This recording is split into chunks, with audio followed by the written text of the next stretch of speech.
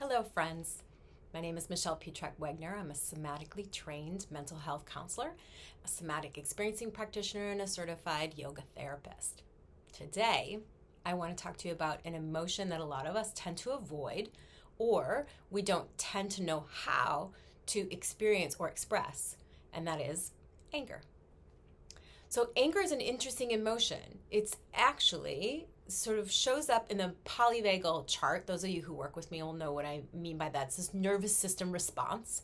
Shows up in our fight-flight area. So it tends to get us pretty heated. It gets us bubbling up. And that's the idea, is there's a charge happening in our body. And we note anger as something that starts to build and build and build until we don't really know what to do with it anymore. And we snap really quickly. And it might be on a really small scale, or it might be on a bigger scale, but we might bark at our spouse or our partner. We might snap at our children. We might be very quick with our words. We may even say something quite hurtful. So how do we give anger an avenue that's healthier? An avenue where we can let this charge move out of the body in a healthy way. Now, some of you already have practices that allow you to get anger out. And a lot of times I hear from clients things like, I go for a run, or I go to the gym and I work out. Beautiful. These are ways that the body gets to move anger's energy through, gets that charge that's showing up to be discharged. Anger is a perfectly healthy emotion. It creates drive, it creates action, it creates movement, and that's what's supposed to happen, right?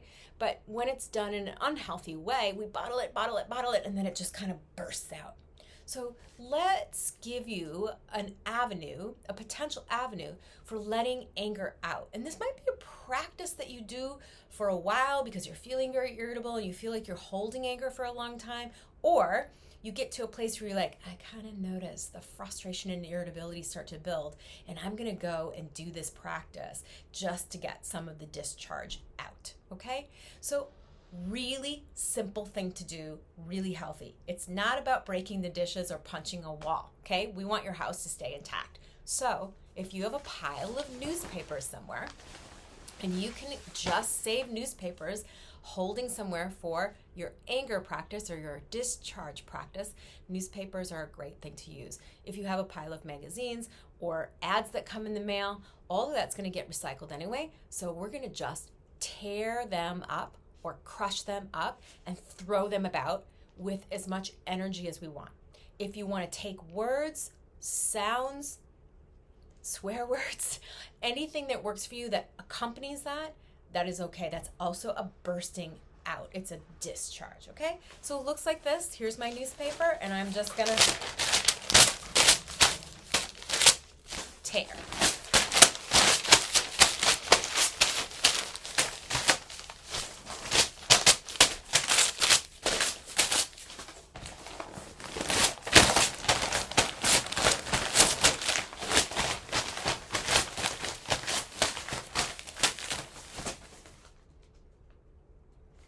Was literally only about 30 seconds of tearing up newspaper.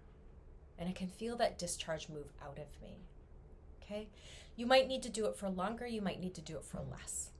You might want bigger sheets of paper to hear that tear, okay? You might just need little tiny sheets of paper. But give this a try the next time you feel that build come up. And you might, I often say to clients, don't try something when you're in crisis. Because then for sure you'll come back and tell me, kind of worked. Try something long before crisis hits or long before the big anger comes building in you. Go ahead and find a pile of newspapers and just play. Tear them up, gather them up and throw them away and see what it feels like. And you might find your own style and way of doing this. But the important point is we're letting discharge out, as anger is an emotion that builds charge in the body, and we want to look for an avenue to allow that discharge to come out of the body so that we can come back to emotional regulation and turn to our loved ones with a deeper sense of ease when we need to express our hurts. I hope this was helpful. Always leave